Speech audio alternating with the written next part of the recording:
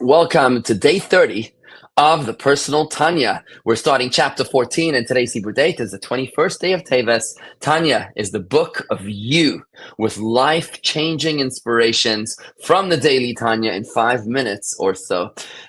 Today's topic is that it's as easy as getting dressed to become a Beinoni. To be the struggling Jew, to keep it together in your spirituality, to keep the battle between the godly soul and the animal soul together, to keep on top of your game is as easy as getting dressed. You see, yes, you can do this.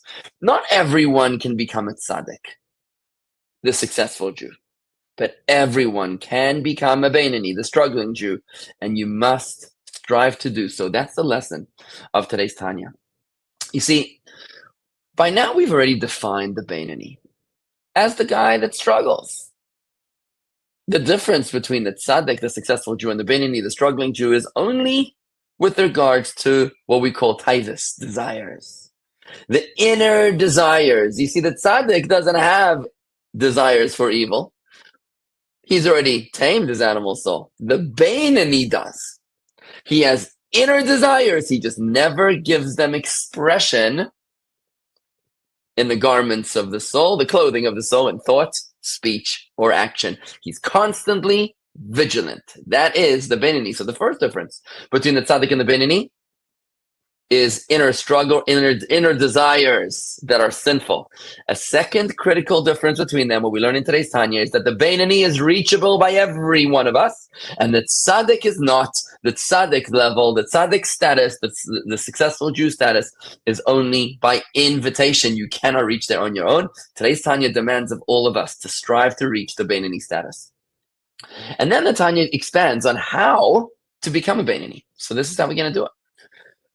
This chapter is about how to maintain the Beinoni status consistently, how every person can reach it. And the Alter Rebbe says, look, thought, speech, and action is what defines the Beinoni. Thought, speech, and action is the clothing of the soul.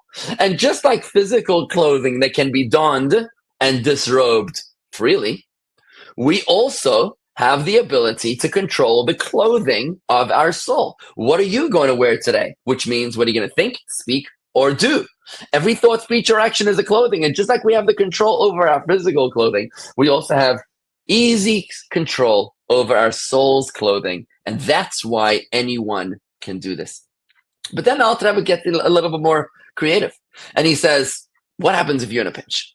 So what happens if you're in a situation where you're about to succumb to your evil inclination? He gives us a very beautiful hack. Even though, generally speaking, the way to reach the Beinoni status is through meditation, is by arousing a love in the morning, which lingers throughout the rest of the day. When you're facing with an imminent sin, you might not have time to arouse any meditation and any love in God's greatness. Rather, if you simply think about the fact that doing a sin is spiritual suicide. If you're just reflect on that for a single second, just for a moment, that doing a sin is spiritual suicide, there's no time to meditate.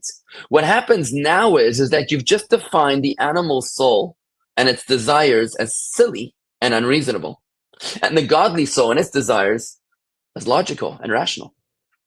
We've just defined any sin as temporary insanity, what the Alter Rebbe calls ruach shtus, a spirit of folly.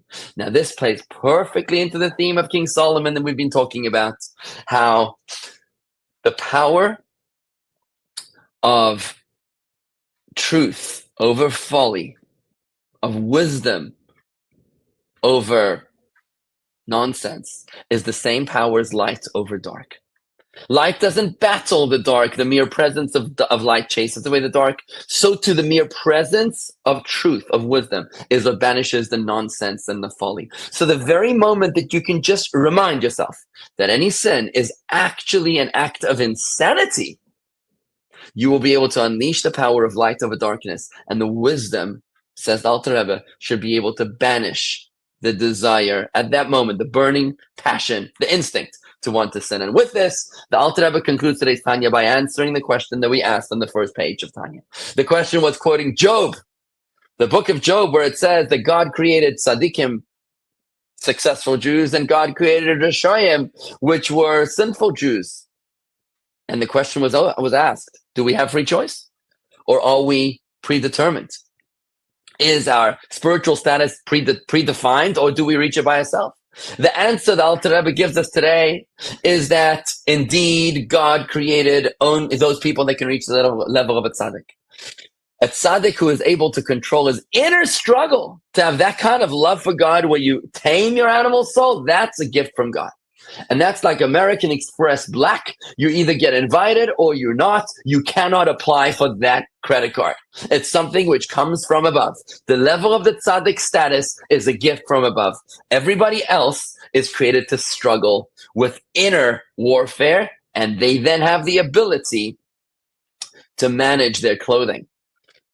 Permission was given to everyone to become a Beinoni through maintaining vigilance over their soul's clothing, over thought, speech, and action. But the answer to the question on Job in the first page of Tanya is that tzaddikim, this perfectly righteous, the successful Jews, those are indeed predetermined. Everybody else is Rishoyim, which means we're there to struggle with sin in order to be able to overcome it. And that's a wrap. Let's try to apply. You can do this.